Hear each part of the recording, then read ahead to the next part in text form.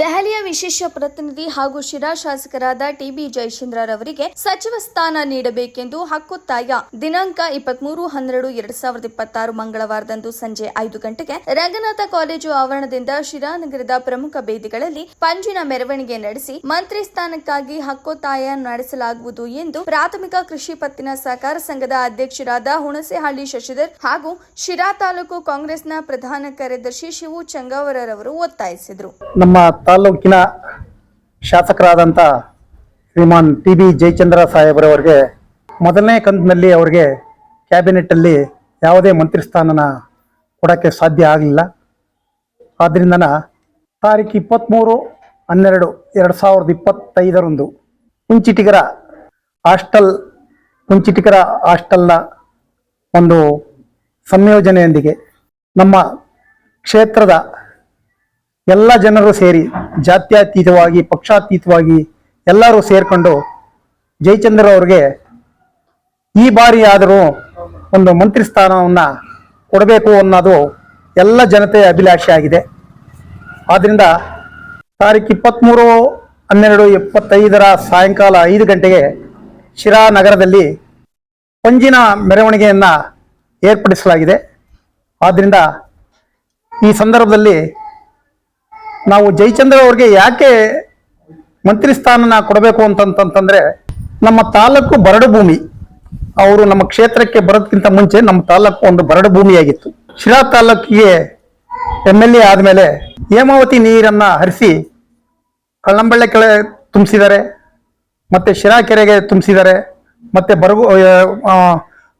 ಮೊದಲೂರು ಕೆರೆಯನ್ನು ಸಹ ತುಂಬಿಸಿ ಸುಮಾರು ಹುಲಿಕುಂಟೆ ಹೋಬಳಿ ಹಾಗೂ ಕಸ್ಬಾ ಹೋಬಳಿಯ ಸುಮಾರು ಗ್ರಾಮಗಳಿಗೆ ಹಾಗೂ ಮಡಕಶಿರಾ ತಾಲೂಕಿನ ಕೆಲವು ಗ್ರಾಮಗಳಿಗೆ ಹಾಗೂ ಪಾವಗಡ ತಾಲೂಕಿನ ಕೆಲವು ಗ್ರಾಮಗಳಿಗೆ ಅಂತರ್ಜಲ ಮಟ್ಟ ಹೆಚ್ಚಾಗೋ ರೀತಿಯಲ್ಲಿ ಅವರು ಮೊದಲೂರು ಕೆರೆಗೆ ನೀರು ಕೊಟ್ಟಿರೋದ್ರಿಂದ ಅದು ಸಾಧ್ಯವಾಗಿದೆ.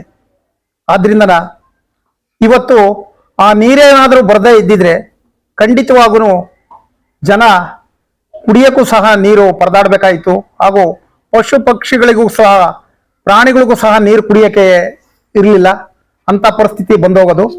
ಆದ್ರಿಂದ ಅವರು ನೀರಾವರಿಯ ಬಗ್ಗೆ ಬಹಳ ದೂರಾಲೋಚನೆ ಮಾಡಿ ನಮ್ಮ ಶಿರಾ ತಾಲೂಕಿಗೆ ಹೇಮಾವತಿ ನೀರನ್ನು ತಂದಿದ್ದಾರೆ. ಹಾಗೂ ಅದರ ಜೊತೆಗೆ ಅಪ್ಪರ್ ಭದ್ರಾ ಆಗಲಿ, ಎತ್ತಿನಹೊಳೆ ಆಗಲಿ, ಈ ಎಲ್ಲ ಪ್ರಾಜೆಕ್ಟ್ಗಳಿಗೆ ಮುಖ್ಯ ರೂವಾರಿಯಾಗಿ ಅವರು ಕೆಲಸ ಮಾಡಿದ್ದಾರೆ. ಹಾಗೂ ಅಪ್ಪರ್ ಭದ್ರಾ, ಹೇಮಾವತಿ ಹಾಗೂ ಎತ್ತಿನಹೊಳೆ ನೀರನ್ನ ನಮ್ಮ ತಾಲೂಕಿಗೆ ತರಕ್ಕೆ ಶತಪ್ರಯತ್ನ ಮಾಡಿ ಅದನ್ನೆಲ್ಲ ಹೋರಾಡಿ ಒಂದು ಘಟ್ಟವನ್ನು ತಲುಪಿಸಿದ್ದಾರೆ.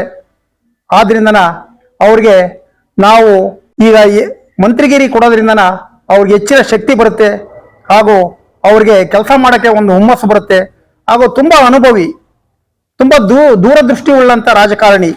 ಆದ್ರಿಂದ ಹಿಂದೆ ಸಿದ್ದರಾಮಯ್ಯರ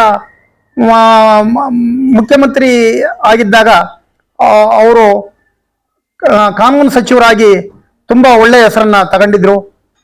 ಆದ್ರಿಂದ ದಯವಿಟ್ಟು ತಮ್ಮ ತಾಲೂಕಿನ ಪರವಾಗಿ ನಾನು ವಿನಂತಿಸ್ಕೊಳ್ಳೋದಿಷ್ಟೇ, ಎಲ್ಲರೂ ಆ ದಿವಸ ಆ ಒಂದು ಪಂಜಿನ ಮೆರವಣಿಗೆಯಲ್ಲಿ ಭಾಗವಹಿಸಿ ನಮ್ಮ ಜಯಚಂದ್ರ ಅವರಿಗೆ ಶಕ್ತಿ ತುಂಬಲು ಮಿನಿಸ್ಟ್ರಿಗಿರಿಯನ್ನ ಕೊಡಬೇಕು ಅಂತಂದು ನಾವೆಲ್ಲ ಒತ್ತಾಯ ಮಾಡೋಣ. ಶಿರಾ ತಾಲೂಕಿನ ಕುಂಚಿಟಿಗರ ಸಂಘ ಹಾಗೂ ಜಾತ್ಯತೀತ ಹಾಗೂ ಪಕ್ಷಾತೀತವಾಗಿ ಸಹಯೋಗದಲ್ಲಿ ಒಂದು ಪಂಜಿನ ಪ್ರತಿಭಟನಾ ಮೆರವಣಿಗೆಯನ್ನು ದಿನಾಂಕ 23/12/2025 ಮಂಗಳವಾರದಂದು ಒಂದು ನಮ್ಮ ಈ ಬರದ ನಾಡಿನ ಭಗೀರಥ ಶ್ರೀಯುತ ಟಿಬಿ ಜಯಚಂದ್ರ ಸಾಹೇಬರಿಗೆ ಒಂದು ಸಚಿವ ಸ್ಥಾನ ನೀಡುವಂತೆ ಒತ್ತಾಯಿಸಿ ಅವತ್ತು ಪಂಜಿನ ಮೆರವಣಿಗೆ ಇರುತ್ತೆ. ಹಾಗಾಗಿ ಈ ತಾಲೂಕಿನ ಜನತೆ ಯಥೇಚ್ಛಾಗಿ ಪಕ್ಷಾತೀತ ಹಾಗೂ ಜಾತ್ಯತೀತವಾಗಿ ಎಲ್ಲರೂ ಭಾಗವಹಿಸಿ ಈ ಪಂಜಿನ ಮೆರವಣಿಗೆಯನ್ನು ಯಶಸ್ವಿ ಮಾಡಿಕೊಡ್ಬೇಕಾಗಿ ಮೊದಲು ಮನವಿ ಮಾಡ್ತೀನಿ. ಜಯಚಂದ್ರ ಸಾಹೇಬರಿಗೆ ಇವತ್ತು ಯಾಕೆ ಮಿನಿಸ್ಟ್ರಿಗಿರಿ ಕೊಡಬೇಕು ಅಂದರೆ, ಸರಿಸುಮಾರು 1978ರಲ್ಲಿ ಮೊದಲನೇ ಸಲ ಅವರು MLA ಆಗ್ತಾರೆ. ಇವತ್ತು ಸತತ 50 ವರ್ಷಗಳ ಕಾಲ ಒಂದೇ ಪಕ್ಷದಲ್ಲಿ, ಅದು ಯಾವುದೇ ಪಕ್ಷ ಬದಲಾವಣೆ ಮಾಡ್ದಂಗೆ ಒಂದೇ ಪಕ್ಷದಲ್ಲಿ 50 ವರ್ಷ ನಮ್ಮ ಕಾಂಗ್ರೆಸ್ ಪಕ್ಷಕ್ಕಾಗಿ ಅವರು ದುಡಿದಿರ್ತಾರೆ. ಹಾಗೆ ಎಸ್ ಎಂ ಕೃಷ್ಣ ಅವರ ಒಂದು ಸರ್ಕಾರದಲ್ಲಿ ಅವರು ಒಂದು ಜಲನೀತಿ ತಂದಿದ್ದು ಇಡೀ ರಾಜ್ಯದಲ್ಲಿ ನಮ್ಮ ಜಯಚಂದ್ರ ಸಾಹೇಬ್ರು ಒಬ್ರೇನೆ. ನೀರಾವರಿ ಅಂದರೆ ಜಯಚಂದ್ರ, ಜಯಚಂದ್ರ ಅಂದರೆ ನೀರಾವರಿ. ಇಂಥ ಒಬ್ಬ ಅತ್ಯುನ್ನತ ಒಬ್ಬ ವ್ಯಕ್ತಿಗೆ ಇವತ್ತು ಸಚಿವ ಸ್ಥಾನ ನೀಡೋದು ಭಾಳ ಬೇಸರ. ನಮ್ಮ ಕಾಂಗ್ರೆಸ್ ಪಕ್ಷದಲ್ಲಿ ಅವ್ರನ್ನೆಲ್ಲ ಒಂದು ಕಡೆಗೆ ಅವ್ರ ಅನುಭವ ಬಳಸ್ಕೊಳ್ತಾ ಇಲ್ಲ ಅನ್ನೋದು ನಮ್ಗೆಲ್ಲರಿಗೂ ನೋವಾಗಿದೆ. ಏಕೆಂದರೆ ಲಾಸ್ಟು ಸಿದ್ದರಾಮಯ್ಯ ಅವರ ಸರ್ಕಾರದಲ್ಲಿ ಸರಿಸುಮಾರು 22 ಉಪಸಮಿತಿಗಳಿಗೆ ಅಧ್ಯಕ್ಷರಾಗಿದ್ದರು, 10 ಸಮಿತಿಗಳಿಗೆ ಉಪಾಧ್ಯಕ್ಷರಾಗಿದ್ದರು ಅವರು. ಹಾಗೆ ಮೂರು ಖಾತೆಯನ್ನು ಆ ಟೈಮಲ್ಲಿ ನಿಭಾಯಿಸಿದ್ರು.